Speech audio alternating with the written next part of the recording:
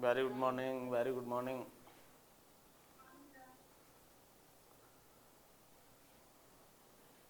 Last session में अपन ने probation of offender act 1958 discuss किया था और इस क्लास में अपन इंडियन कॉन्ट्रैक्ट एक्ट 1872 डिस्कस करेंगे। भारतीय संविदा अधिनियम 1872। The subject of contract is cover under the entry number 7 of the concurrent list. There are 3 lists given under the 7th schedule of the Constitution: Union list, State list and concurrent list. Subject of contract is covered under the entry number 7 of the concurrent list. This subject is covered under the concurrent list. It means the Parliament as well as state legislature having power to make the law on this subject. संविदा का जो विषय है ये भारत के संविधान के 7वीं अनुसूची में जो 3 सूचियां दे रखी है, संघ सूची, राज्य सूची और समवर्ती सूची, उसकी प्रविष्टि संख्या 7 में कवर होता है ये। और समवर्ती सूची की प्रविष्टि संख्या 7 में कवर होता है या समवर्ती सूची का विषय है ये। इसका मतलब क्या हुआ? संसद और राज्य विधानमंडल दोनों विधि बना सकते हैं as per the article 246 of the constitution. संविधान के अनुच्छेद 246 के अनुसार जो है समवर्ती सूची में प्रगणित विषयों पर संसद भी विधि बना सकती है और राज्य विधानमंडल भी विधि बना सकता है। What is the act number of the this act? Act number 9 of the 1872। हालांकि इस तरीके का क्वेश्चन पूछा नहीं जाता है, बट एक्सेप्शनली कभी पूछ लिया जाता है, तो इसलिए आपको तैयार रहना है। Act number 9 of the 1872, whereas the Indian Evidence Act is also the year of the 1872, but the Act number 1 of 1872। भारतीय साक्ष्य अधिनियम भी 1872 का अधिनियम है। उसके अधिनियम संख्या क्या है? Act number 1 and contract act का एक्ट नंबर 9।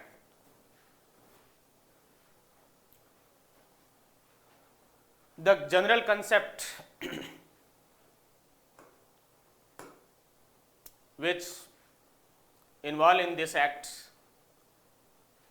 the contract, संविदा, there must be an agreement to constitute the contract। संविदा का गठन करने के लिए क्या होना जरूरी है? कि करार होना जरूरी है, एग्रीमेंट होना जरूरी है। And agreement is divided into 2 parts, the void agreement and valid agreement. शून्य करार और विधिमान्य करार। एंड द वैलिड करार further divided in the 3 parts, the valid contract, voidable contract and void contract.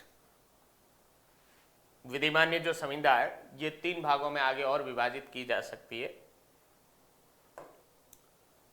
वैध संविदा या विधिमान्य संविदा विच fulfill the condition of the section 10 read with the 2H of the Indian Contract Act, जो भारतीय संविदा अधिनियम की धारा 10 की अपेक्षाओं की पूर्ति करता हो, और धारा 2H में जो परिभाषा दे रखी है, 2J में जो परिभाषा दे रखी है, उस परिभाषा को कंप्लीट करता है, वो वैध संविदा या विधिमान्य संविदा होगी। Voidable contract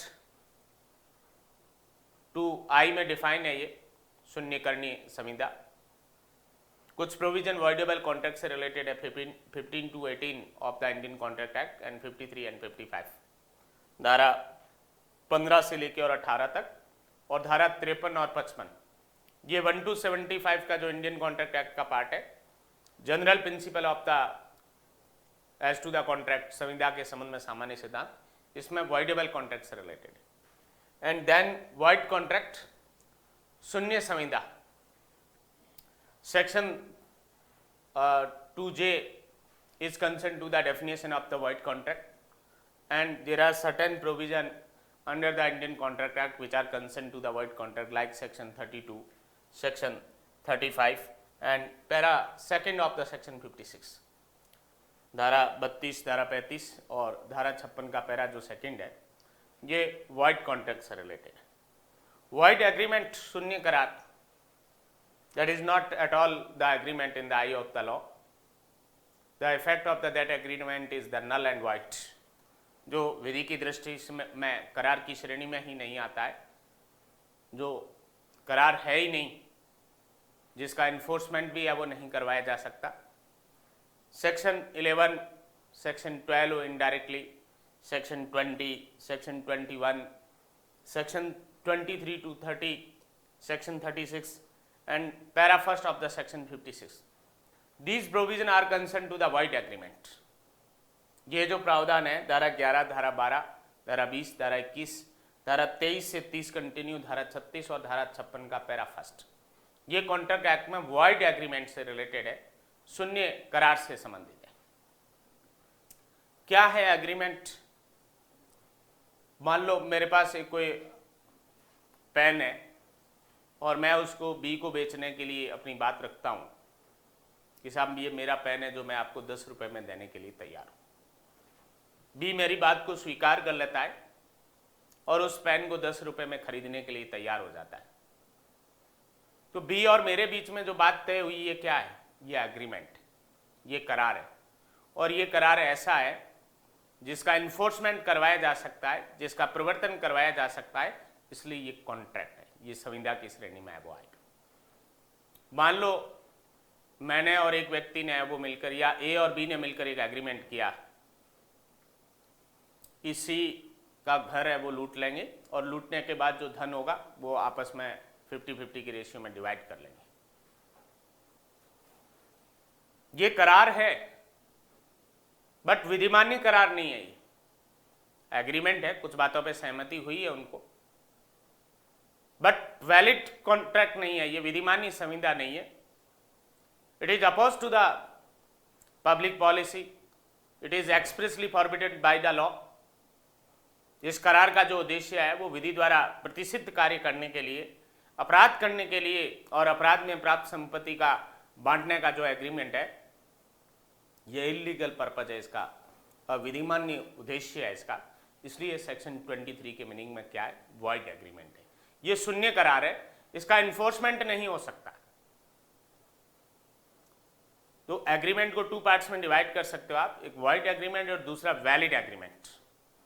void not enforceable by law, जिसका विधि के अंतर्गत आप प्रवर्तन नहीं करवा सकते, उसके लिए सूट या प्रोसीडिंग इनिशिएट नहीं कर सकते और कोर्ट आपके फेवर में किसी प्रकार का कोई रिलीफ नहीं दे सकता।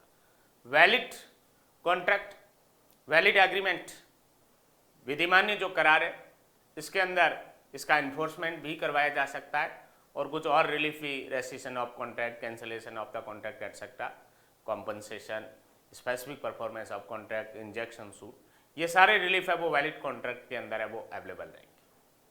तो ये मोटा मोटा कंसेप्ट है वो एग्रीमेंट का, शून्य करार का, विधिमान्य करार का, और आगे विधिमान्य संविदा, शून्यकरणीय संविदा और शून्य संविदा परिभाषाओं में आगे और पढ़ेंगे और क्लियरिटी आएगी इसमें।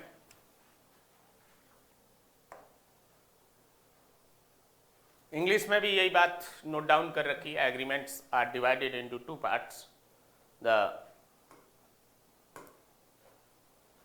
void agreement and valid agreement, which provision are concerned to the void agreement under the Indian Contract Act, section 11, section 12, section 20, 21, 23 to 30, 36 and the para first of the section 56.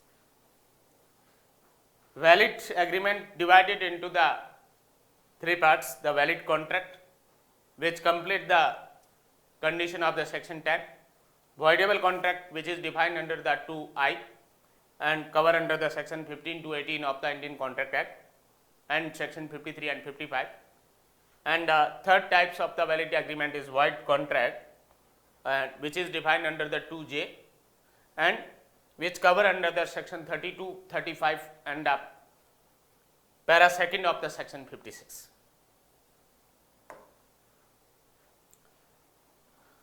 The Indian Contract Act was enacted in the year of 1872 and it came into force on the 1st September 1872. It is based on the English common law consisting of the judicial precedent. The act is not exhaustive as it does not deal with all the branches of the contract law, like the contract relating to the negotiable instrument, contract related to the transfer of property, sale of goods, partnership, insurance, etc. are outside the ambit of this act. All contract are not covered under the Indian Contract Act. It define and amend the certain parts of the law related to the contracts. भारतीय संविदा अधिनियम 1872 में अधिनियमित किया गया था और ये 1 सितंबर 1872 को परिवर्तन में आया। इन्फोर्समेंट की डेट इसकी 1 सितंबर 1872 है और यही डेट है वो भारतीय साक्ष्य अधिनियम की इन्फोर्समेंट की है, 1 सितंबर 1872।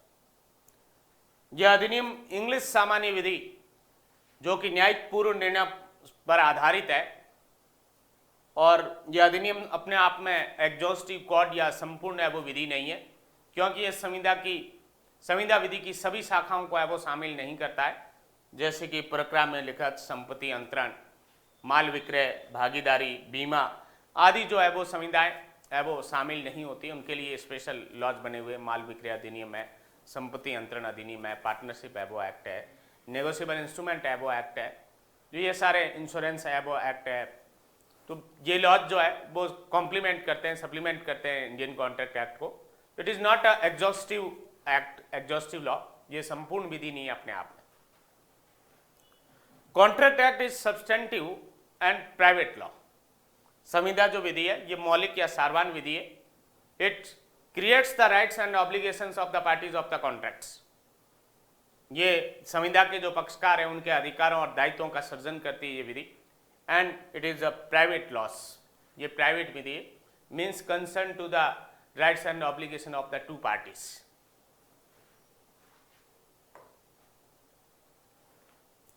General principle of the contract is covered under the section 1 to 75 of the Indian Contract Act, and the provision as to the specific contracts specified under section 124 to 238 of the Indian Contract Act. संविदा से संबंधित जो सामान्य सिद्धांत है ये धारा 1 से लेकर और 75 तक में दे रखे हैं इस अधिनियम के अंदर, और विशिष्ट संविदाएं इनसे संबंधित धाराएं जो 124 से लेकर और 138 तक में, like contract of indemnity, contract of guarantee. ये किसका, अब्दुल मजीद अपना माइक ऑफ कर लें। Contract of indemnity, contract of guarantee, contract of bailment, contract of agencies are the specific contracts under the Indian contract act 1872। क्षतिपूर्ति की संविदा, प्रत्याभूति की संविदा, उपनिधान की संविदा, अभिकरण की संविदा, ये विशेष संविदाएं और इनसे संबंधित प्रावधान धारा 124 से लेकर और 238 तक में दे रखे हैं इस एक्ट में। और सामान्य जो सिद्धांत है संविदा से संबंधित ये धारा 1 से लेकर और 75 तक में, और ये सामान्य सिद्धांत वाला पोर्शन है वो बहुत ज्यादा इंपॉर्टेंट है परीक्षा की दृष्टि से।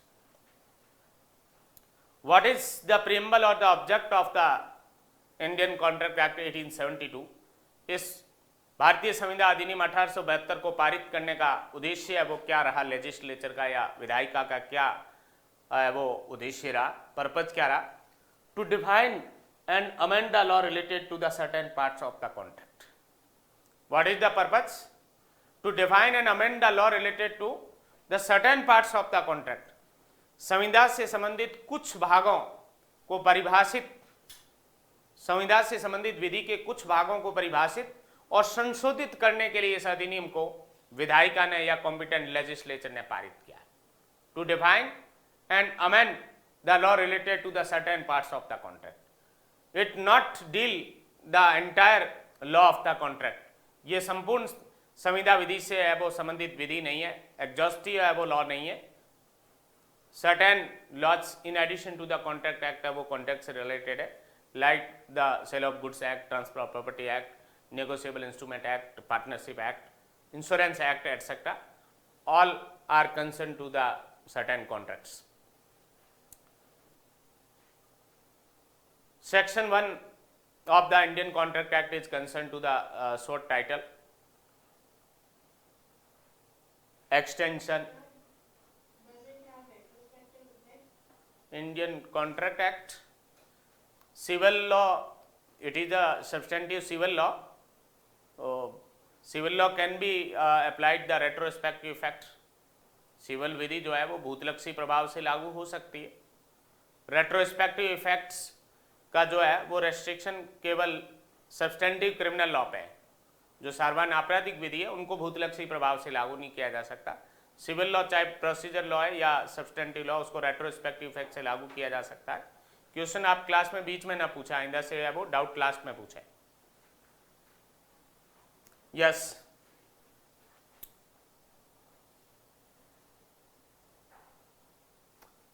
short title of this act is Indian Contract Act 1872. This act may be called the Indian Contract Act 1872. Extension of this act, old provision is that except Jammu Kashmir, whole territory of India, but after the commencement of the Jammu Kashmir Reorganization Act 2019, the Indian Contract Act is also applicable on the Union Territory of the Jammu Kashmir and Ladakh after the 31st October of the 2019, and date of the commencement is the 1st September 1872. 3 points involved in the section first, short title, extension and commencement. Today, presently, the Indian Contract Act extend to the whole territory of India. Short title of this act is Indian Contract Act 1872 and the date of the commencement is 1st September 1872. The words except the state of the Jammu and Kashmir shall omitted by the Jammu Kashmir Reorganization Act 2019. Jammu Kashmir के सिवाय जो शब्दावली थी इस विस्तार के संदर्भ में या एक्सटेंड के संदर्भ में, उसको लोपित कर दिया गया है जम्मू कश्मीर पुनर्गठन अधिनियम 2019 के द्वारा। After then there is a saving व्यावृत्ति बचाव खंड। Nothing herein contained shall affect the provision of the any statute, act or regulation not hereby expressly repealed, nor any usage or custom of the trade, nor any incident of the contract not consistent with the provision of this act. Any usage, custom, statutes, act, regulation not repealed by the Indian Contract Act and consistent with the provision of the Indian Contract Act, also the incident of the any contract which is consistent with the Indian Contract Act shall not be affected by the any provision of the Indian Contract Act 1872. कोई भी संविधि है, अधिनियम है, विनियम है जिसको संविदा अधिनियम में अभिव्यक्त रूप से निर्दिष्ट नहीं किया है, कोई रूढ़ि या प्रथा या संविदा की प्रसंगति जो इस संविदा अधिनियम के साथ असंगत नहीं है, जो संगत है, अनुकूल है संविदा अधिनियम के प्रावधानों से, उसकी विधि मान्यता को, उसके प्रवर्तन में रहने को ये भारतीय संविदा अधिनियम प्रभावित नहीं करेगा। वो प्रवर्तन में बने रहेंगे, स्टेट्यूट भी इन्फोर्स में बने रहेंगे, वो एक्ट भी इन्फोर्स में बना रहेगा, वो रेगुलेशन भी इन्फोर्स में बना रहेगा, वो कस्टम और usage having the force of law, रूढ़ि या प्रथा जो विधि का बल रख रही है वो भी है, वो अस्तित्व में बनी रहेगी। And any incident of the any contract, किसी संविदा की प्रसंगति या टर्म्स एंड कंडीशन है वो भी अस्तित्व में बनी रहेगी, उसको भारतीय संविदा अधिनियम प्रभावित नहीं करेगा, उनके प्रवर्तन में रहने की है वो स्थिति। सेक्शन 1 हिंदी में आप देखेंगे, संक्षिप्त नाम इस अधिनियम का क्या है, भारतीय संविदा अधिनियम 1872। कहाँ तक विस्तार है इसका, ये जम्मू कश्मीर के सिवाय संपूर्ण भारत में जो शब्दावली थी इसमें से जम्मू कश्मीर के सिवाय इसको जम्मू कश्मीर पुनर्गठन अधिनियम 2019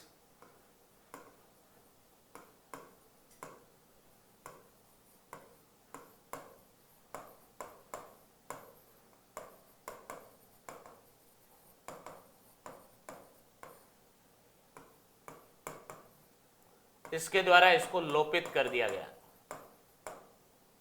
ओमिट कर दिया गया इसको। इसका प्रभाव क्या हुआ इस 2019 के अधिनियम द्वारा लोपित करने का, वर्तमान में ये भारतीय संविदा अधिनियम जम्मू कश्मीर संघ राज्य क्षेत्र पर भी लागू होता है, लद्दाख संघ राज्य क्षेत्र पर भी लागू होता है।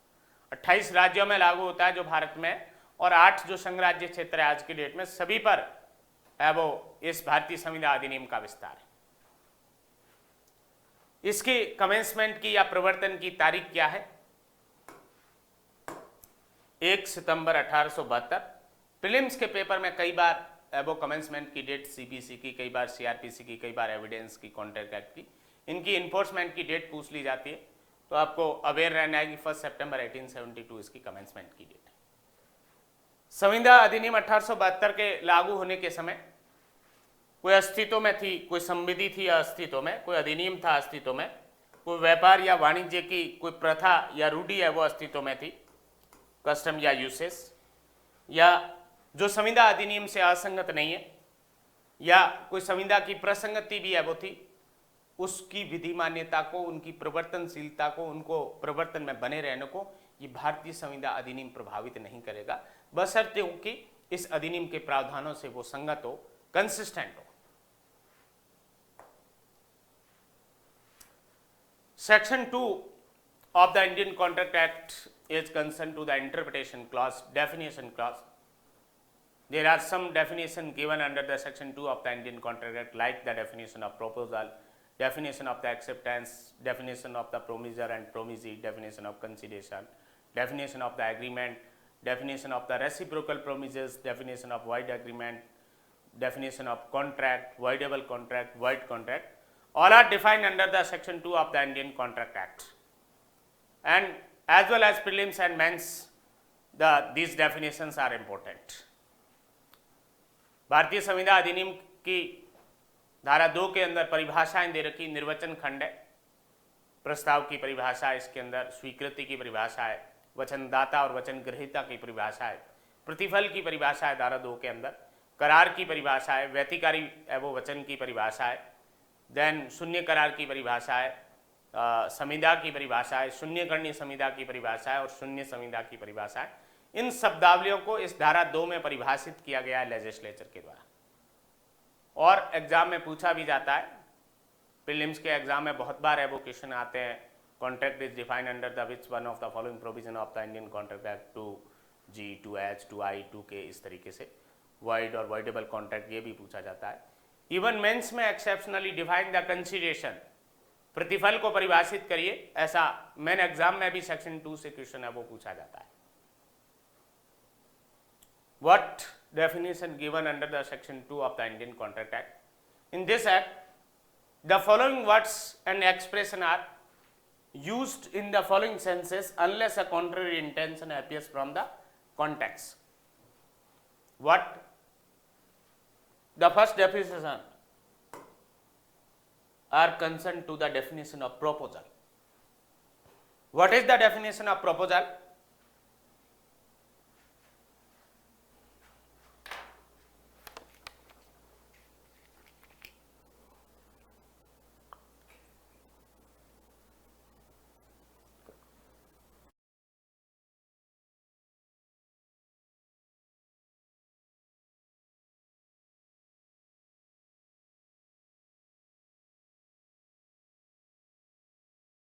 What is the definition of proposal?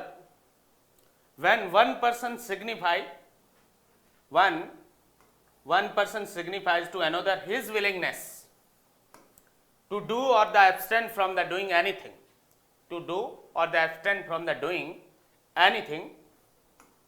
with a view to obtaining the assent of that other to such act or abstinence, he is said to make a proposal. Signifies his willingness, final desire to do or the abstain from the doing anything to the another person. For what purpose? To obtain the assent of the other person in respect of that act or the abstinence. The person who signifies his willingness to the another person is called, he make a proposal to the other person. एक व्यक्ति किसी कार्य को करने या प्रवृत्त रहने के अपनी रजामंदी दूसरे व्यक्ति को संज्ञापित करता है, किस उद्देश्य से? अन्य व्यक्ति की उस कार्य या प्रवृत्ति के संदर्भ में अनुमति प्राप्त करने के लिए, एसेंट है वो प्राप्त करने के लिए। तो प्रथम व्यक्ति ने दूसरे व्यक्ति से क्या किया है? प्रपोजल किया है उसने, ऑफर किया है उसने, प्रस्ताव किया है उसने, प्रस्तावना की है उसने पहले व्यक्ति ने दूसरे व्यक्ति से। फॉर एग्जाम्पल, ये पेन है मेरे पास और मैं बी नामक व्यक्ति को अपनी बात कहता हूं कि ये मेरा पेन है जो मैं आपको 100 रुपये में बेचना चाहता हूं। 100 रुपये में मैं मेरा पेन बेचना चाहता हूं, ये मेरी फाइनल डिजायर है, ये मेरी विलिंगनेस है, और इसको मैंने कहाँ पहुंचाया, अपनी विलिंगनेस को सिग्निफाई किया, कम्युनिकेट किया है, किसको, बी को किया है।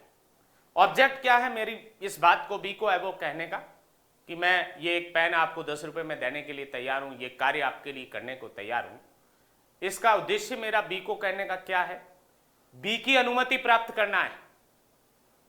जो मैंने कार्य करने के लिए बोला है बी के लिए, उसके संदर्भ में बी की अनुमति प्राप्त करने के लिए मैंने इस बात को कम्युनिकेट किया है, सिग्निफाई किया है बी को, मेरे द्वारा ये मेरी बात, फाइनल डिजायर जो है, विलिंगनेस मेरी जो है, मेरी रजाबंदी है, उसको मैंने दूसरे को संज्ञापित किया है, संसूचित किया है। दूसरे की अनुमति प्राप्त करने के लिए मैंने क्या किया है उस बी से, मैंने बी से प्रस्ताव किया है, मैंने बी से प्रस्तावना की है, मैंने अपना वो ऑफर है वो किया है बी से, as per the 2A of the Indian contract act. The offer और प्रपोजल में be divided in 2 parts, the special offer और जनरल ऑफर। प्रस्ताव जो है या प्रस्तावना है, इसको 2 हेड में पढ़ सकते हैं अपन, स्पेसिफिक ऑफर और general offer.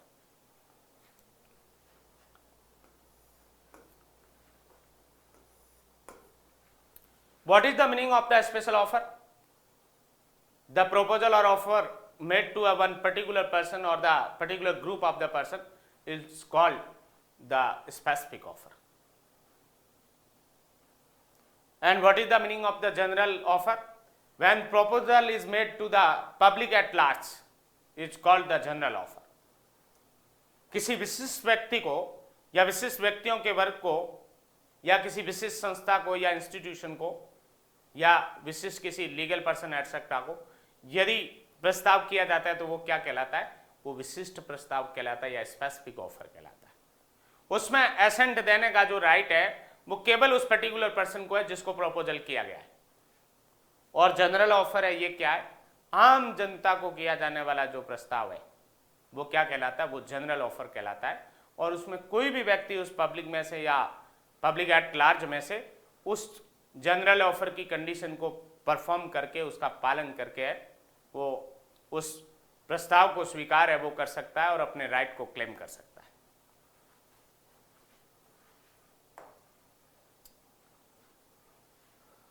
लालबन Shukla versus Gauri Dutt 1913, the important judgment in respect of the general offer and the communication of the offer.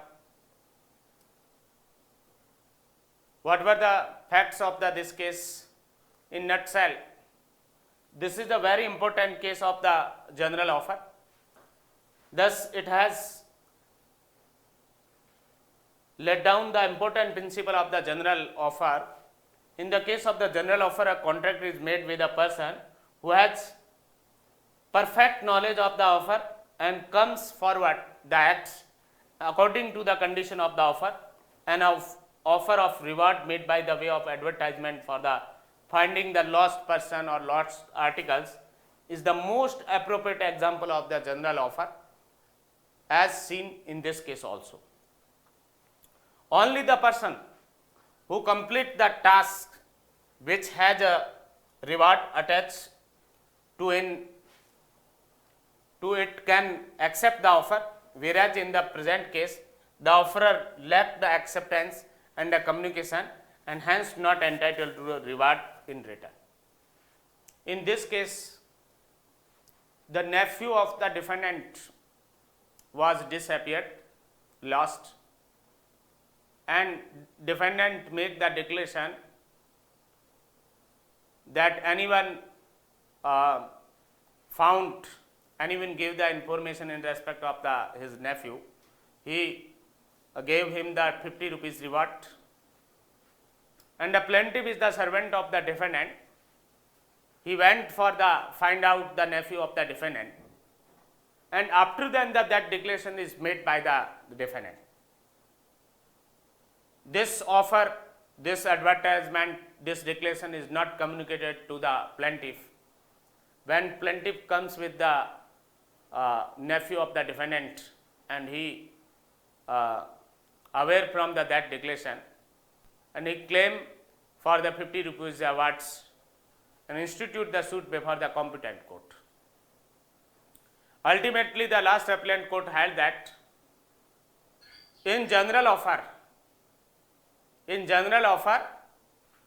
the communication of the offer is completed, must be completed.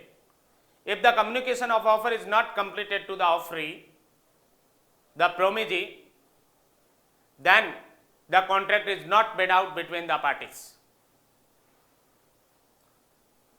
ये जो case law है इसके अंदर प्रतिवादी का भतीजा है वो खो गया था और वादी चूंकि जो प्रतिवादी का एक सेवक था उसको खोजने के लिए भेजा था उसको, और पीछे से प्रतिवादी ने ये घोषणा की कि जो कोई भी उसके भतीजे को खोज के लाएगा वो उसको 50 रुपये इनाम देगा। ये घोषणा जो थी इसकी जानकारी वादी को नहीं थी प्रतिवादी के भतीजे को खोजने तक। जब वो उस प्रतिवादी के भतीजे को खोज कर लाया प्रतिवादी के पास, उसके बाद उसको ये जानकारी में आई कि इस तरीके की घोषणा थी। उसने वाद संस्थित किया उस 50 रुपये की पुरस्कार की राशि को या इनाम की राशि को प्राप्त करने के लिए। न्यायालय ने अभी निर्धारित किया कि जनरल ऑफर में भी, सामान्य प्रस्ताव के अंदर भी प्रस्ताव की संसूचना कंप्लीट होनी आवश्यक है, पूर्ण होनी आवश्यक है। यदि वादी को प्रतिवादी के भतीजे को खोजने तक इस घोषणा की जानकारी नहीं थी, संसूचित नहीं हुआ था, तो संविदा का निर्माण ही नहीं हुआ है, कॉन्ट्रैक्ट मेड आउट नहीं हुआ है वादी और प्रतिवादी के बीच में। इसलिए वादी इस 50 रुपये का इनाम को प्राप्त करने के लिए हकदार नहीं है। वादी का सूट अल्टीमेटली डिसमिस किया गया। In the absence of the communication of the offer, no contract made out between the plaintiff and defendant. It is the crux of the this judgement.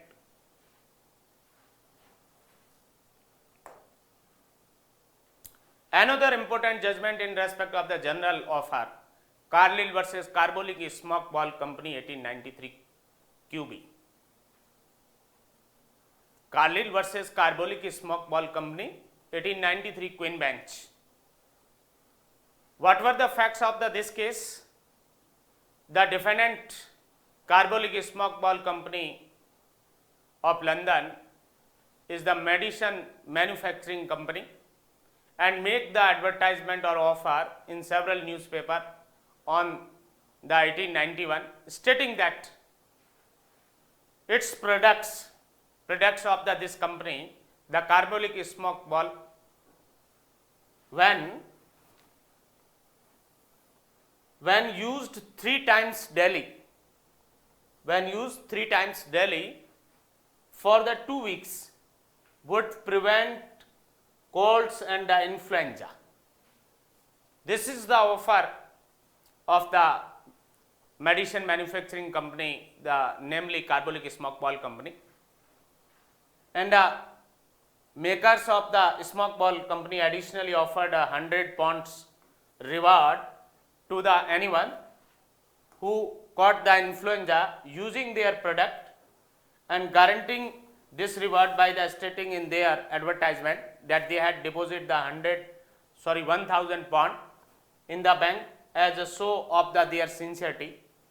The plaintiff Lily Carlyle bought a smoke ball and used it as directed by that manufacturing company, and several weeks after she began using the smoke ball, the plaintiff caught the flu. What was held by ultimately the court in this judgment in respect of the general offer? Court held that in a general offer, anyone after performing a requisite condition binds the parties into the contract. Anyone can perform the condition of the general offer. The claims in respect of that contract. The another point, communication of the acceptance is not necessary. Communication of the acceptance is not necessary in case of the general offer. And the third point decided by the court, general offer may be performed by the one or more of them. These 3 points decided by the court. यदि इस case की मोटा मोटी कहानी देखी जाए तो ये इंग्लैंड की दवा निर्माता कंपनी थी और उसने एक सामान्य प्रस्ताव है वो रखा, एडवर्टाइजमेंट विज्ञापन किया समाचार पत्र के अंदर। कि हमारी एक दवा है स्मोक बॉल कंपनी, जो हम बताते हैं उस अनुसार यदि आप उसका उपयोग करेंगे, सेवन करोगे, तो आपको जुकाम नहीं होगा या इन्फ्लुएंजा नामक है वो बीमारी है वो नहीं होगी। और अपने प्रस्ताव के प्रति गंभीरता बरतते हुए उन्होंने 1000 पाउंड एक बैंक में जमा भी की उस दवा निर्माता कंपनी ने। वादिया ने उस दवा निर्माता कंपनी के निर्देशानुसार उस वो दवा को खरीदा और उसका उपयोग भी किया, और उसके बावजूद भी उसको इन्फ्लुएंजा नामक बीमारी हो गई। वादिया ने उस रिवार्ड का जो भी 50 पाउंड एटसेट्रा का पुरस्कार की बात कही गई उसको प्राप्त करने के लिए दावा किया। डिफेंडेंट दवा निर्माता कंपनी ने डिफेंस ली कि साहब इसने प्रस्ताव को स्वीकार करने की संसूचना हमको नहीं दी, communication of the acceptance is not completed. ये डिफेंस थी डिफेंडेंट कंपनी की। कंसर्न कोर्ट ने अल्टीमेटली 3 बातें डिसाइड की। सामान्य प्रस्ताव की दशा में कोई भी व्यक्ति, पब्लिक एट लार्ज में से, आम जनता में से कोई भी व्यक्ति उस प्रस्ताव की शर्तों की पालना करके संविदा से वो आबद्ध कर सकता है। दूसरी बात डिसाइड की गई, communication of the acceptance is not necessary. स्वीकृति की संसूचना या प्रतिग्रहण की संसूचना सामान्य प्रस्ताव में आवश्यक नहीं है। उस प्रस्ताव की शर्तों की पालना करना ही डीम टू बी एक्सेप्टेंस है, वो सहमति मान ली जाएगी। Deem to be communication of acceptance है, स्वीकृति की संसूचना मान ली जाएगी।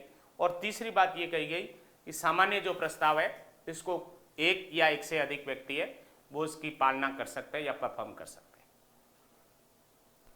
These both judgments are leading in respect of the general offer. साधारण प्रस्ताव के बारे में ये दोनों जजमेंट है वो इंपॉर्टेंट है। पहला जजमेंट ये कहता है कि साहब जनरल ऑफर जो है, जनरल प्रोपोजल है, उसकी कम्युनिकेशन कंप्लीट होनी आवश्यक है। यदि कम्युनिकेशन ही नहीं थी, जो व्यक्ति उसकी पालना कर रहा है उसको, तो कॉन्ट्रैक्ट का निर्माण ही नहीं हुआ है।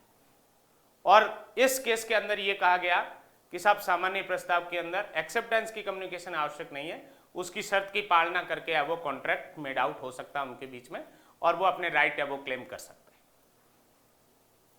Then next, invitation of the proposal, प्रस्ताव का आमंत्रण।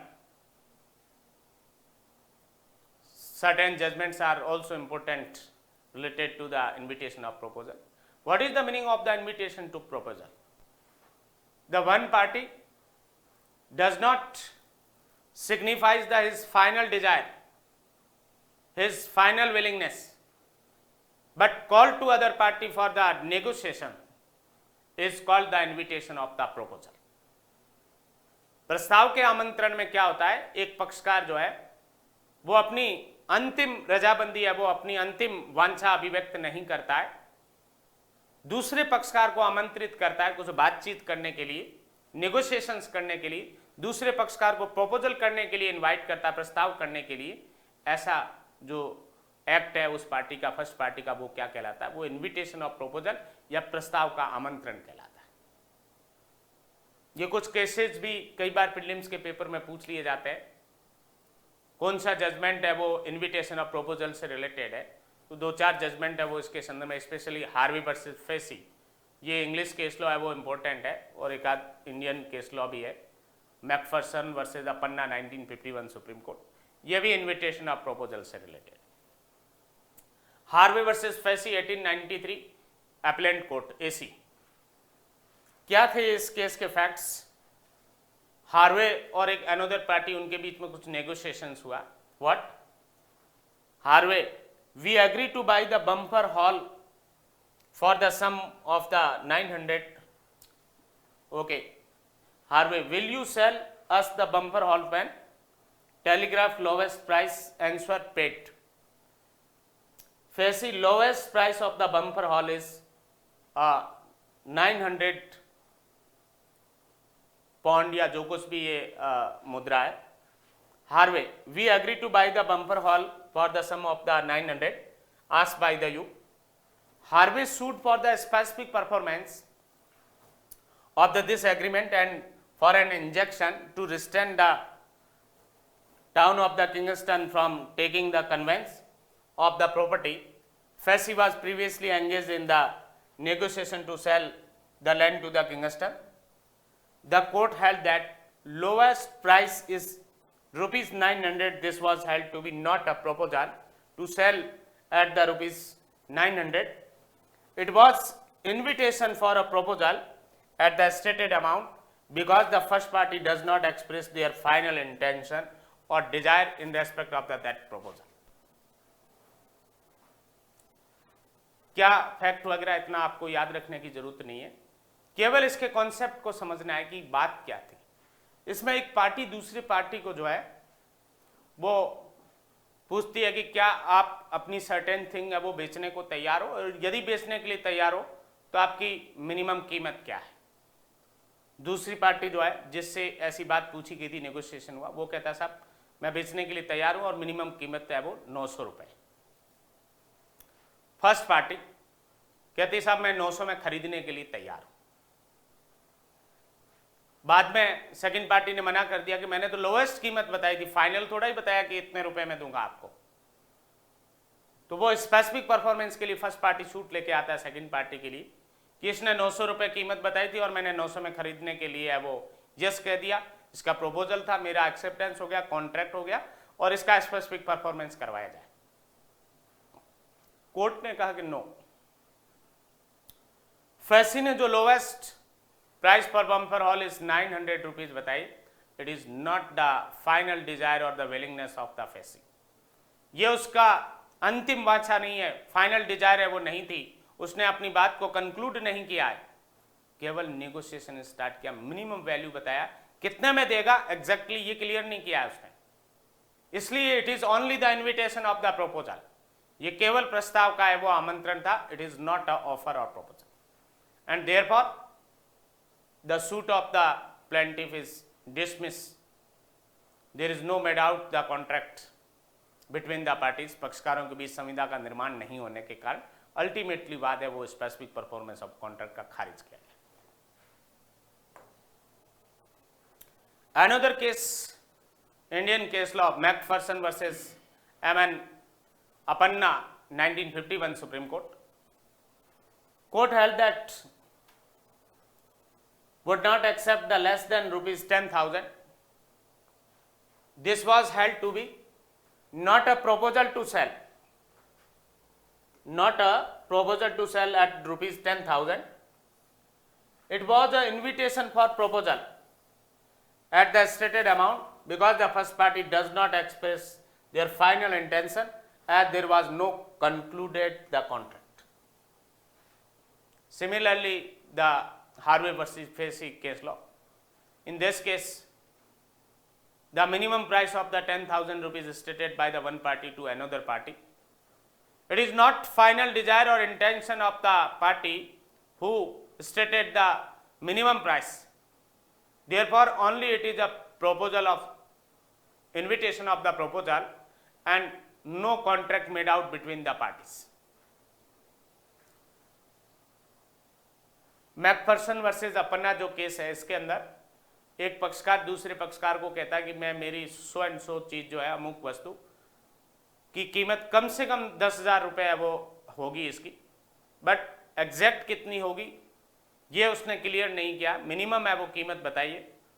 सुप्रीम कोर्ट ने ऐसा माना इसके अंदर कि ये प्रस्ताव का है वो आमंत्रण था, न्यूनतम कीमत बताकर उसने नेगोशिएशन या बातचीत है वो स्टार्ट की है, उसने अपनी अंतिम है वो आशय या अंतिम वांछा है वो अभिव्यक्त नहीं की है, फाइनल डिजायर है वो नहीं बताई है उसके बारे में, इसलिए संविदा का निर्माण पक्षकारों के बीच नहीं हुआ है, ये ओनली इन्विटेशन ऑफ प्रपोजल था।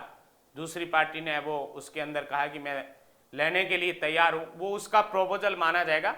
देन फर्स्ट पार्टी जिसने लोएस्ट प्राइस बताई थी वो उसको एक्सेप्ट भी कर सकती है और रिजेक्ट भी कर सकती है, उस प्रस्ताव को स्वीकार या अस्वीकार किया जा सकता है कंसर्न पार्टी द्वारा। Then one more term is important in respect of the proposal or offer, counter offer. What is the meaning of the counter offer? In counter offer there is a rejection of the original offer and the new offer is made that needs acceptance by the original promisor before a contract can be made. Counter offer, when the original offer is rejected by the offeree, some condition imposed with that offer, that is called the counter offer, and in that case the another party is in position to accept or reject that counter offer. For example, जैसे मेरी कोई भी एक motorcycle है और उसको मैं 50,000 rupees में बेचने की बात करता हूँ कि मैं 50,000 रुपीज़ में बी को देने के लिए तैयार हूँ, सेल करने के लिए तैयार हूँ। बी कहता है कि साहब मैं 40,000 रुपये में लेने के लिए तैयार हूँ। बी ने जो मैंने बात अपनी रखी थी उसको एग्जैक्टली एक्सेप्ट नहीं किया, स्वीकार नहीं किया, उसके साथ कंडीशन लगा दी कि साहब मैं 40,000 रुपये में लेने के लिए तैयार हूँ। बी ने क्या कर दिया, मेरा जो ओरिजिनल ऑफर था उसको रिजेक्ट कर दिया।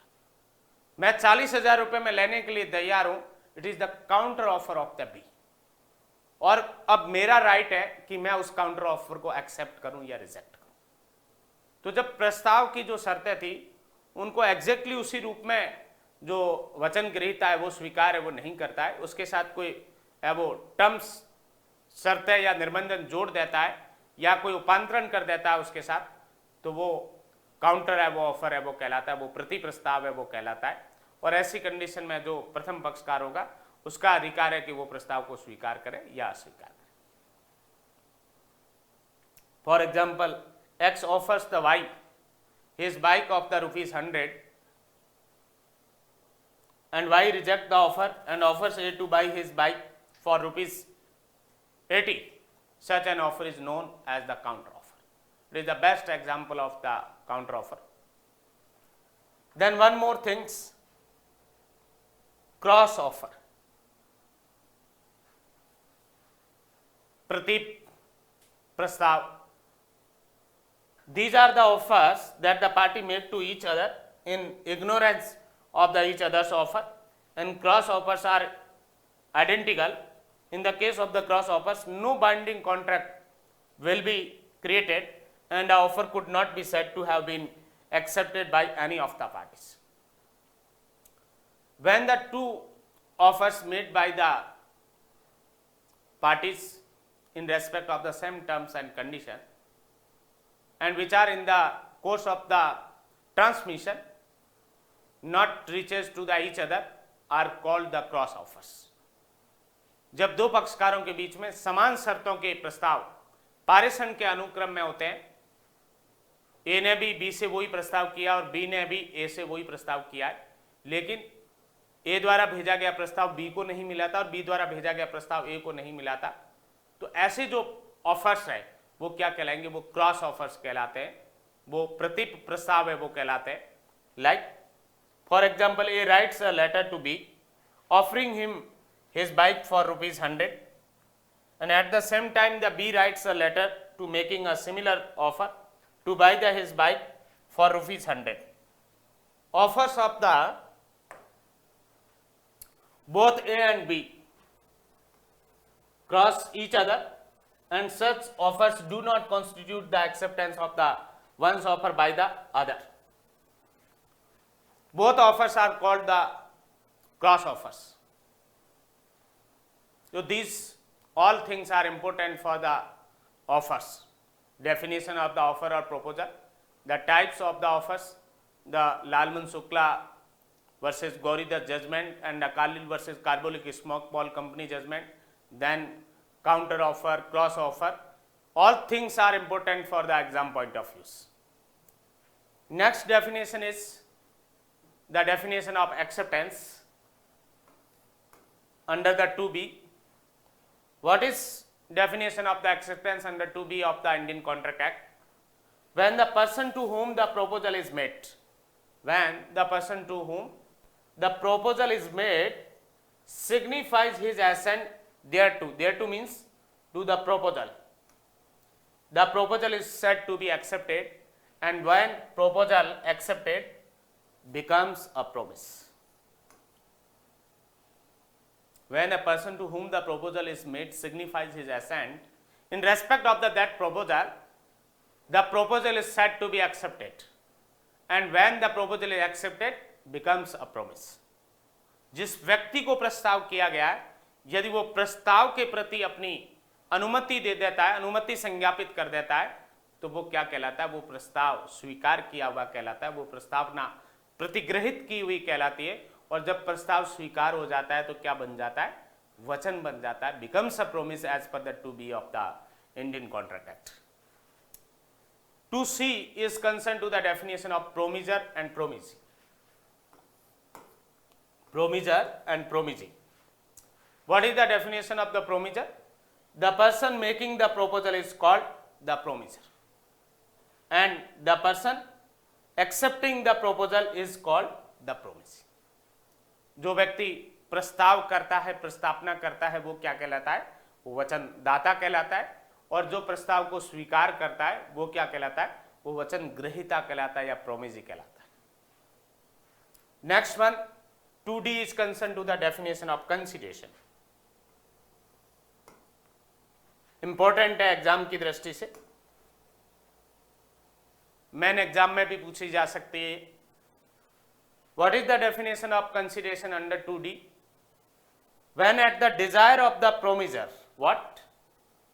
At the desire of the promisor, the promisee or the any other person has done or abstain from the doing, has done or the abstain from the doing, does or the abstain from the doing, or promises to do or to abstain from the doing something. Such act, abstinence or promise is called a consideration for the promise. When at the desire of the promisor, promisee or the any other person has done or the abstain from the doing something, does or the abstain from the doing something, or promise to do or the abstain from the doing something, such act, abstinence or the promise is called the consideration for the promise.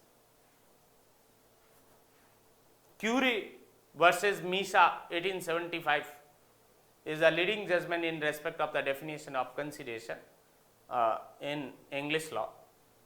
The Justice Luss given the definition of the consideration, what?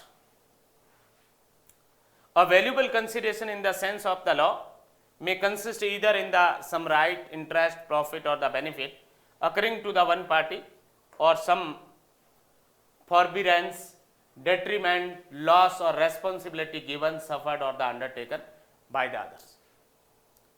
Only the name of the judgment and the name of the justice is important. What definition is given under this case law, it is not important, because the definition of the consideration expressly given under the 2D of the Indian Contract Act.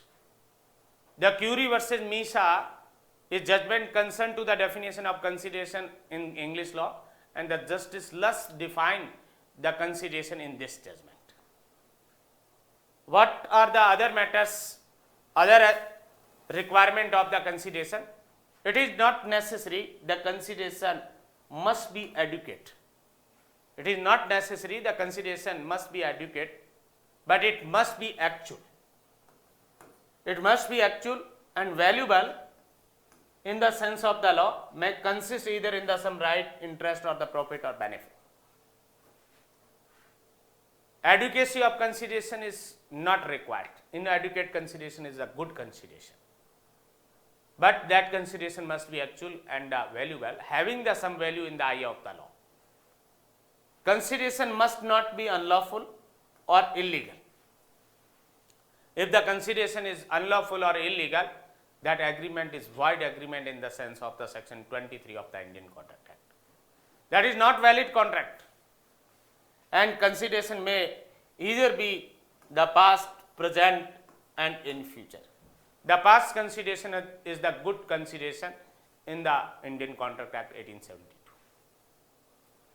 प्रतिफल का जो है वो समुचित होना आवश्यक नहीं है as per the explanation second of the section 25 of the Indian contract act, but उसका वास्तविक और मूल्यवान होना आवश्यक है. Must be actual and valuable. वास्तविक होना चाहिए और कुछ वैल्यू होना चाहिए, उसका मूल्य होना चाहिए कुछ विधि की दृष्टि में.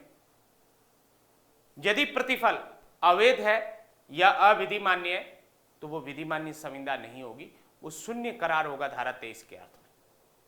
और प्रतिफल जो है वो भूतकाल में भी हो सकता है पास्ट में कुछ किया है उसके लिए, प्रोमीजर के लिए, वो भी कंसीडरेशन हो सकता है। प्रेजेंट में कुछ कर रहा है प्रोमीजी या प्रोमीजी की तरफ से कोई अन्य व्यक्ति, वो भी है, वो प्रेजेंट में भी हो सकता है कंसीडरेशन। और फ्यूचर में कुछ भविष्य में करने का यदि वचन भी दिया गया है, future consideration is also the good consideration.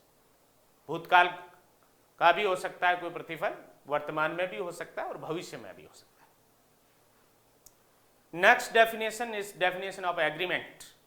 2E is concerned to the definition of agreement. Every promise, what is the definition? Every promise and every set of promises.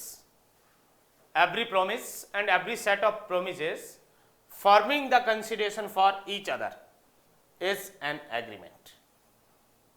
Every promise and every set of promises forming the consideration for each other is an agreement. And indirectly, promise plus consideration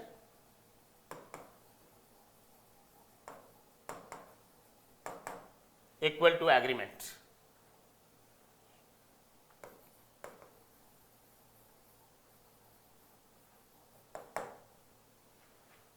यदि वचन है और उसके बदले प्रतिफल है तो उससे क्या है, वो एग्रीमेंट या करार का निर्माण होता है, not set. But if this question is put in the main exam, put in respect of the any preliminary exam objective papers, then the exact definition which is given under the 2E of the Indian Contract Act is important. Every promise and every set of promises forming the consideration for each other is called an agreement in the meaning of section 2E. Then next, 2F is concerned to the definition of reciprocal promises. व्यतिकारी वचन. Reciprocal promises defined under the 2F of the Indian Contract Act. What is the definition of reciprocal promises? Promises which form the consideration or the part of the consideration for each other are called the reciprocal promises. ऐसे वचन जो एक दूसरे के लिए प्रतिफल या प्रतिफल का भाग है, फॉर्म द कंसिडरेशन और the part of the consideration for each other are called the reciprocal promises.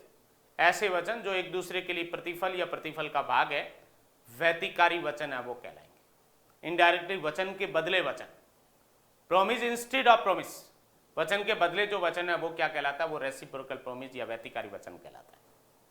Then next, definition of the word agreement which is given under the 2G. What is the definition of the void agreement? An agreement not enforceable by law. An agreement not enforceable by law is called the void agreement. करार जो विधि द्वारा प्रवर्तनीय नहीं है, not enforceable by law, that is called the void agreement. वो क्या है, वो शून्य करार है।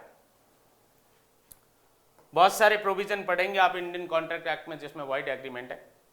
Agreement with the minor is ab initio void, agreement with the insane person is ab initio void, section 11, section 12। Agreement with the mutual mistake of the parties in respect of the substance of the agreement is void agreement in the section 20 of the Indian Contract Act. Agreement in respect of the mistake of foreign law is also the void agreement in the sense of section 21. Then section 23 to 30. The agreement for unlawful object or consideration are void agreement under section 23. Agreement without consideration is void agreement if not fall under the exceptions under section 25. Agreement restraining to marriage is void agreement under section 26. Agreement restraining to trade, occupation, etc. is void agreement under section 27. Agreement restraining the legal proceeding, the void agreement under section 28. Uncertain agreements are void agreement under section 29.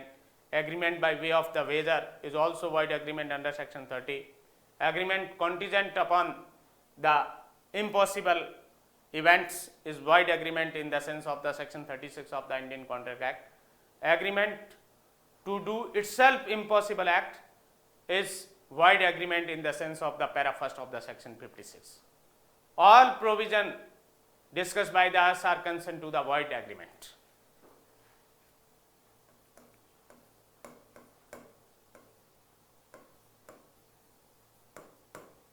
Section 11, Section 12, Section 20, 23 to 30, Section 36 and para first of the Section 56. All these provisions are concerned to the void agreement into Section 1 to 75 of the Indian Contract Act. Next one is the definition of contract. Important है exam की दृष्टि से, prelims में भी पूछा जाता है और मेंस में भी पूछा जा सकता है. Define the valid contract and also discuss the essential ingredients of the valid contract. Section 2H read with the section 10. धारा 2H को लेते हुए और धारा 10 में जो वैलिड कॉन्ट्रैक्ट के आवश्यक तत्व है उन पे कोई मेंस में क्वेश्चन भी आ सकता है और प्रीलिम्स में भी पूछा जा सकता है कॉन्ट्रैक्ट की डेफिनेशन कहाँ पर है. 2H में what is the definition of contract, vice versa of the void agreement. Agreement enforceable by law. Agreement enforceable by law is called the contract. करार जो विधि द्वारा प्रवर्तनीय है, जिसका विधि में प्रवर्तन करवाया जा सकता है, इन्फोर्समेंट करवाया जा सकता है, वो क्या है? वो कॉन्ट्रैक्ट है, वो संविदा है. और इसके अलावा सेक्शन 10 में जो requisite condition for valid contract, like there must be an agreement, competent parties, free consent of the parties, lawful object and consideration, not expressly declared the void under the provision of the Indian Contract Act, and where there is required the written, registered, stamped, etc., then that agreement must be attested by the 2 or more witnesses and registered and in the form of writing. Contract की क्या definition है? विधि द्वारा प्रवर्तनीय करार संविदा कहलाता है. और विधिमानी संविदा के क्या आवश्यक तत्व है या अपेक्षित शर्तें क्या है? करार होना चाहिए, पक्षकार सक्षम होने चाहिए, स्वतंत्र सहमति होनी चाहिए, विधिपूर्ण उद्देश्य और प्रतिफल के लिए होना चाहिए, अभिव्यक्त रूप से उस करार को संविदा अधिनियम में शून्य घोषित नहीं किया गया हो और जहां कहीं भी तत्समय प्रवर्तित विधि के अंतर्गत लिखित, रजिस्ट्रीकृत और 2 या अधिक साक्ष्यों के द्वारा अनुप्रमाणित होना है वो आवश्यक है. वहां वो करार जो है वो लिखित में भी होगा, रजिस्ट्रीकृत भी होगा और 2 या अधिक साक्ष्यों के द्वारा अनुप्रमाणित या अटेस्टेड भी होगा. Then next one is concern to the definition of voidable contract. Voidable contract शून्यकरणीय संविदा 2I में डिफाइन कर रखा है इसको. An agreement which is enforceable by law at the option of the one or more of the parties thereto, but not at the option of the other or others. An agreement which is enforceable by law at the option of the one or more of the parties thereto, but not at the option of the other or others, is called the voidable contract under the 2I of the Indian Contract Act. When a contract is the voidable contract, if the consent of the parties is obtained under the coercion, undue influence, fraud, misrepresentation are called the voidable contract. At the option of the innocent party whose consent is affected by the coercion, undue influence, fraud or misrepresentation, at the option of the such party that contract is voidable contract. Section 15 to 18 and section 53 and section 55 of the Indian Contract Act are concerned to the voidable contract. धारा 15 से लेके 18 तक और धारा 53 और 55 ये voidable contract के express provision है. यदि कंसेंट कॉर्जन से अफेक्टेड है voidable है, अनड्यू इन्फ्लुएंस से अफेक्टेड है voidable है, फ्रॉड में कंसेंट ऑब्टेन की गई है पार्टीज की voidable है और मिसरिप्रेजेंटेशन या मिथ्या व्यपदेशन में कंसेंट प्राप्त की गई है voidable है. और 53 और 55 में देखेंगे तो if time is the essence of the contract, यदि समय संविदा का सार है और प्रोमिजर उस स्टिपुलेटेड टाइम में उस प्रोमिस को कंप्लीट नहीं करता है that the option of the promise is that contract is voidable. वचन ग्रहीता के विकल्प पर वो संविदा क्या होती, शून्य करनी होती। और इसी तरीके का कुछ एबो प्रोविजन सेक्शन 53 में दे रखा है। यदि एक पार्टी जो है जिसको रेसिप्रोकल प्रोमिसेस के अंदर फर्स्ट परफॉर्म करना था, वो यदि प्रिवेंट करता है अनदर पार्टीज को रेसिप्रोकल प्रोमिस परफॉर्म करने से, तो अनदर पार्टी के ऑप्शन पर या प्रोमिसी के ऑप्शन पर वो कॉन्ट्रैक्ट वाइडेबल होगा। तो इस तरीके से धारा 15 से 18 तक के प्रावधान ये भी शून्यकरणीय संविदा से संबंधित है, और धारा 53 और 55 भी संविदा अधिनियम की शून्यकरणीय संविदा से related. The last definition of the void contract. Void contract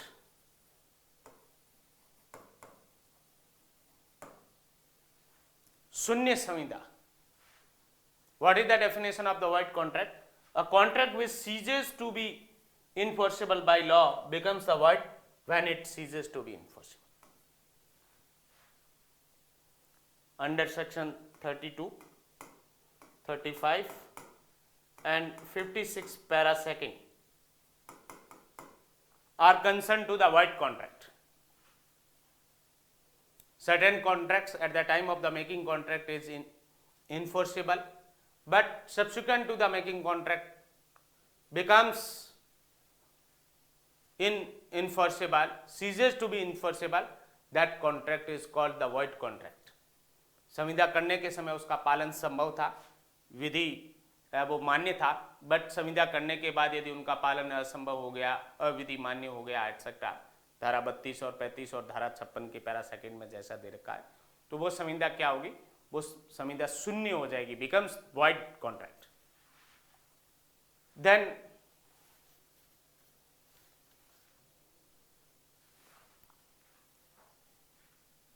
doctrine of privity of contract, ये कल की क्लास में डिस्कस करेंगे. हिंदी में जो परिभाषा है इनको पहले देख लेते.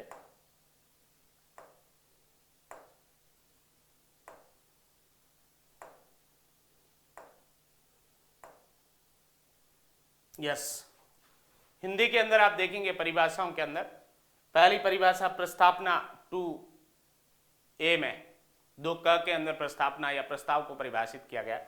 कोई व्यक्ति कोई कार्य करने या न करने की अपनी रजाबंदी अन्य व्यक्ति को इस दृष्टि से क्या करता है, संज्ञापित करता है, सिग्निफाई करता है कि वो अन्य व्यक्ति उसके प्रति, किसके प्रति, प्रस्ताव के प्रति अपनी अनुमति प्रदान करे. तो पहले व्यक्ति ने दूसरे व्यक्ति से जो अपनी रजाबंदी संज्ञापित की है, उसने क्या किया है, प्रस्ताव किया है, उसने प्रस्तावना की है, मेक अ प्रपोजल, ऑफर किया है उसने.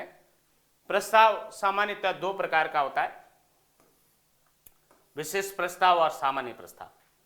विशिष्ट प्रस्ताव का मतलब क्या है, जो विशिष्ट व्यक्ति को किया गया है या व्यक्तियों के निकाय को किया गया है तो उसको विशिष्ट प्रस्ताव कहा जाता है. और सामान्य प्रस्ताव का जो संपूर्ण विश्व से किया जाता है या आम जनता से किया जाने वाला प्रस्ताव क्या कहलाता है, सामान्य प्रस्ताव कहलाता है. और इसकी शर्त का पालन करके संविदा का निर्माण है वो कंप्लीट हो जाता है और वचनदाता के विरुद्ध वो बात लाया जा सकता है. लालमन शुक्ला वर्सेस गौरी दत्त, ये सामान्य प्रस्ताव के संदर्भ में महत्वपूर्ण मामला. इसको अपन ने पहले ही डिस्कस कर लिया कि इसमें प्रतिवादी का एक भतीजा था, वो खो गया था और वादी जो प्रतिवादी का सेवक था उसको खोजने के लिए भेजा था. और पीछे से प्रतिवादी ने कि जो कोई भी मेरा भतीजा खोज के लाएगा उसको मैं 50 रुपये वो इनाम दूंगा. वादी के द्वारा खोज लाने के बाद उसको ये जानकारी हुई, वादी ने दावा संस्थित किया 50 रुपये के पुरस्कार प्राप्त करने के लिए. अल्टीमेटली दावा खारिज हुआ क्योंकि ये घोषणा का जो प्रस्ताव था ये वादी को संसूचित नहीं हुआ था, वादी की जानकारी में नहीं आया था भतीजे को खोजने तक. इसलिए वादी और प्रतिवादी के बीच में संविदा का है वो निर्माण ही नहीं हुआ. वादी का वाद अल्टीमेटली है वो खारिज किया गया इसमें, और प्रतिवादी को है वो किसी भी प्रकार का इनाम देने के लिए उत्तरदायी नहीं ठहराया गया.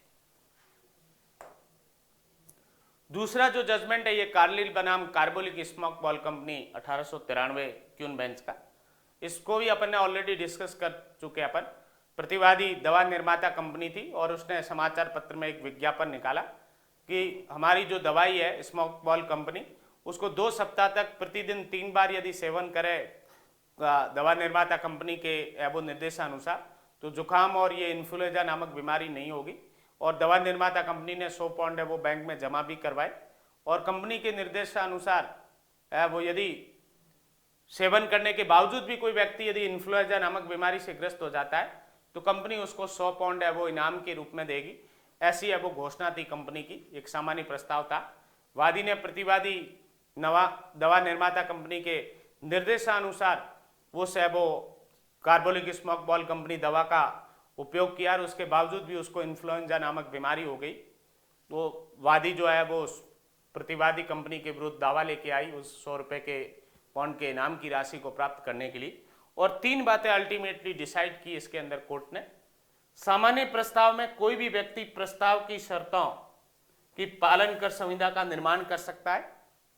दूसरी बात, प्रतिग्रहण या जो स्वीकृति है उसकी संसूचना देना आवश्यक नहीं है, वो उस प्रस्ताव की शर्तों की पालना के द्वारा ही स्वीकृति मान ली जाएगी या स्वीकृति की संसूचना मान ली जाएगी। और सामान्य प्रस्ताव का जो पालन है एक या अधिक के द्वारा है वो किया जा सकता है।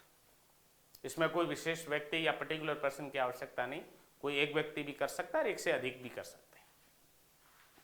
नेक्स्ट जो इंपॉर्टेंट टर्म है, प्रस्ताव का आमंत्रण, इनविटेशन ऑफ प्रपोजल।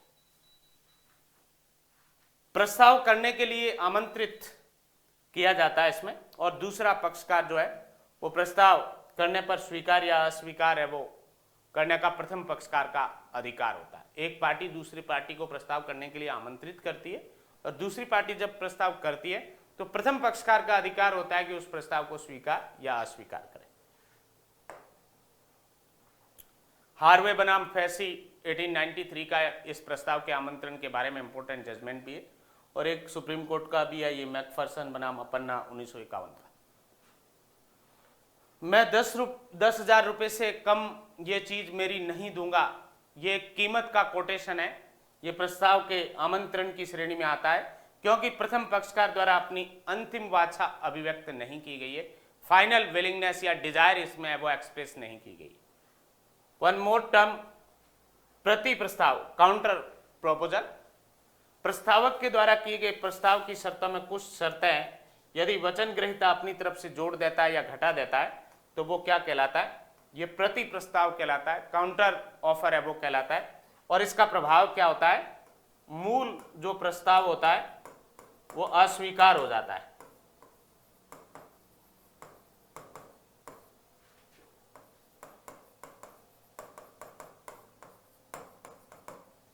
मूल प्रस्ताव जो किया था प्रस्तावक ने वो रिजेक्शन का प्रभाव रखेगा, काउंटर जो ऑफर है वो।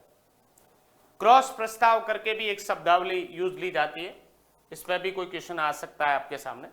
दो पक्षकारों के बीच समान शर्तों के प्रस्ताव जब पारेषण के अनुक्रम में एक दूसरे को क्रॉस करते हैं तो वो क्रॉस प्रस्ताव है वो कहलाते हैं, और इसमें विधिक स्वीकृति का है वो अभाव होता है।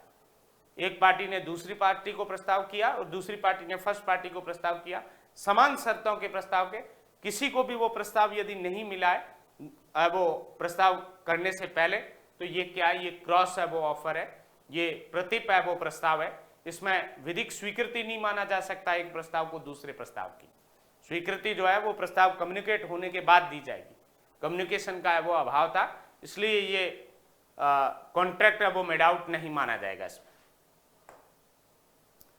2B में प्रतिग्रहण या एक्सेप्टेंस की परिभाषा है, जिसे प्रस्ताव किया गया या प्रस्तावना की गई है वो प्रस्ताव के प्रति अपनी अनुमति संज्ञापित कर देता है, अपनी अनुमति दे देता है, तो वो क्या प्रभाव होता है, प्रस्तावना प्रतिगृहित हुई कहलाती है, प्रस्ताव स्वीकार हुआ कहलाता है।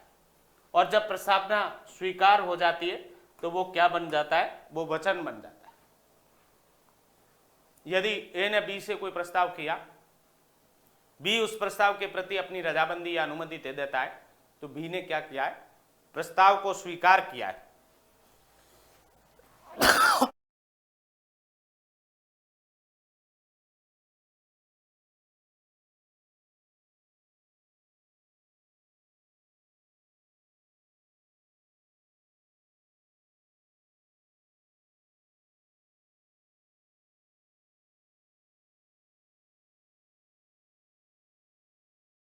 तो वो क्या बन जाता है, वो वचन बन जाता है।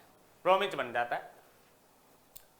2C के अंदर आप देखेंगे तो वचन दाता और वचन ग्रहीता की परिभाषा दे रखी है, प्रोमीजर और प्रोमीजी। प्रस्ताव करने वाला पक्षकार क्या कहलाता है? वचन दाता कहलाता है। और प्रस्ताव स्वीकार करने वाला पक्षकार क्या कहलाता है? वचन ग्रहीता कहलाता है। नेक्स्ट, प्रतिफल की परिभाषा है 2D के अंदर। इंपॉर्टेंट परिभाषा मेंस में भी पूछी जा सकती है और प्रीलिम्स में भी पूछा जा सकता है। प्रतिफल की परिभाषा कहां पर है?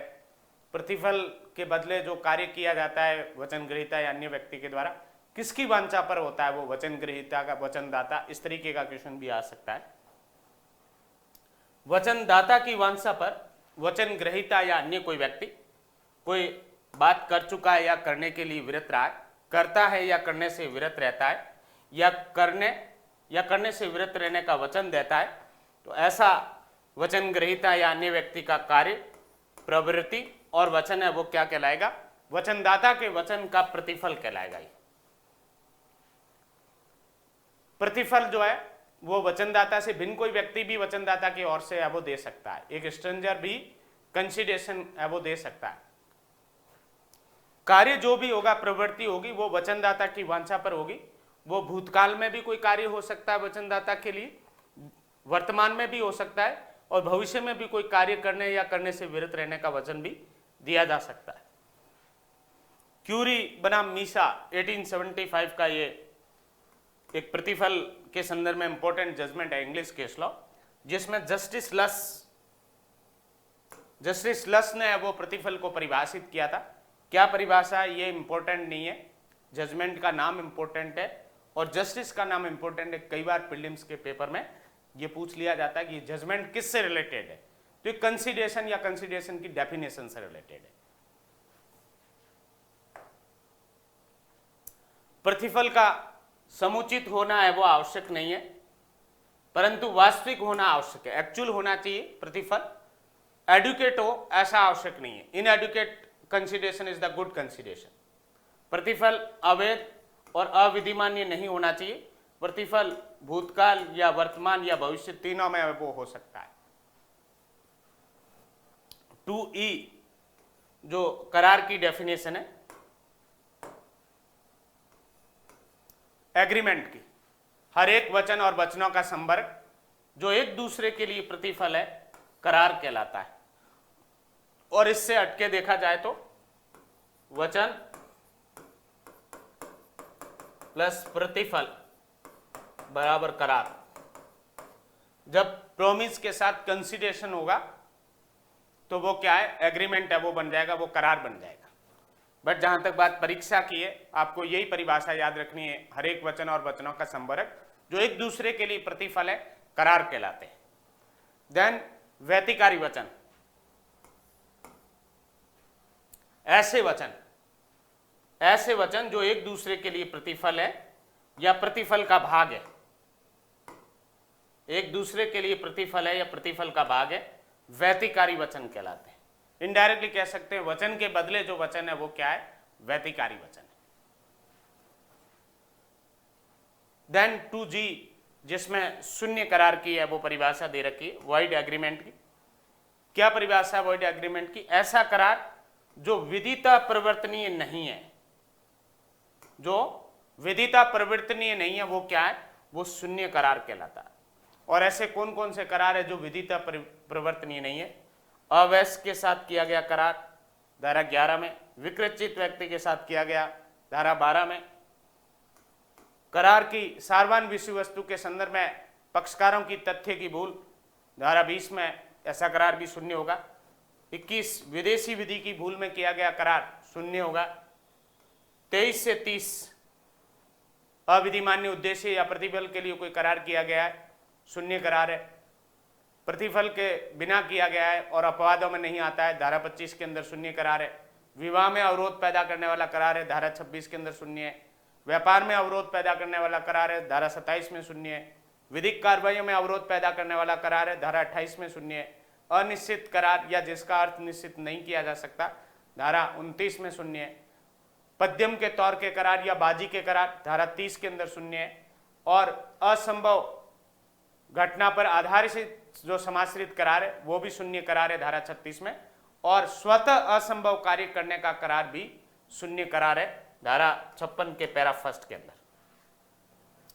नेक्स्ट 2H इंपॉर्टेंट है, परीक्षा की दृष्टि से पूछी जा सकती है परीक्षा में। संविदा की परिभाषा कहां दे रखी है? 2H में। क्या है? ऐसा करार जो विधि द्वारा प्रवर्तनीय है। पहली बात एग्रीमेंट होना चाहिए, 2E की डेफिनेशन कंप्लीट करें, और दूसरी बात इन्फोर्सेबल बाय लॉ, विधि द्वारा प्रवर्तनीय होना चाहिए। ऐसा एग्रीमेंट क्या कहलाएगा? संविदा कहलाएगा, कॉन्ट्रैक्ट कहलाएगा। एक वैध संविदा के क्या आवश्यक तत्व होते हैं? सेक्शन 10 के अनुसार एग्रीमेंट होना चाहिए, पार्टीज कॉम्पिटेंट होनी चाहिए, स्वतंत्र सहमति होनी चाहिए, विधिमान्य उद्देश्य और प्रतिफल के लिए होना चाहिए, अभिव्यक्त रूप से शून्य है वो घोषित नहीं हो, और विधि द्वारा अपेक्षित हो तो वहां लिखित, रजिस्टर्ड और अनुप्रमाणित भी है वो होगा। ये सारी बातें वो एक वैलिड कॉन्ट्रैक्ट के अंदर या विधिमान्य संविदा में कंप्लीट होनी चाहिए धारा 10 के अनुसार। द नेक्स्ट डेफिनेशन जो है वो शून्यकरणीय संविदा की 2I में दे रखी है। क्या मतलब है शून्यकरणीय संविदा का? ऐसा करार जो एक या अधिक पक्षकारों के विकल्प पर प्रवर्तनीय है परंतु अन्य पक्षकार या पक्षकारों के विकल्प पर प्रवर्तनीय नहीं है, ऐसा करार क्या कहलाएगा? शून्यकरणीय संविदा कहलाएगी। धारा 15 से लेकर और 18 तक में प्रपीड़न में, असम्यक असर में, कपट में, मिथ्या व्यपदेशन में जिस पक्षकार की सहमति प्राप्त की गई है उसके विकल्प पर वो संविदा धारा 19 और 19A के प्रभाव से क्या होगी? शून्यकरणीय होगी। और धारा 53 और 55 में भी शून्यकरणीय संविदा का प्रावधान है। यदि समय संविदा का सार है और समय पर यदि निर्धारित समय में वचनदाता अपने वचन का पालन नहीं करता है तो धारा 55 के अनुसार वचन ग्रहीता के विकल्प पर वो संविदा शून्यकरणीय होती है। और किसके वो विकल्प पर होती? पीड़ित पक्षकार के, जो एग्रीव्ड है उसके विकल्प पर ये संविदा वो शून्यकरणीय होती है। और पीड़ित का मतलब क्या है? जिसकी सहमति है वो प्रपीड़न, मिथ्या व्यपदेशन, कपट और असम्यक असर आदि में प्राप्त की गई है। लास्ट जो डेफिनेशन है वॉइड कॉन्ट्रैक्ट, शून्य संविदा 2J में, ऐसी संविदा जो प्रवर्तनीय नहीं रह जाती है।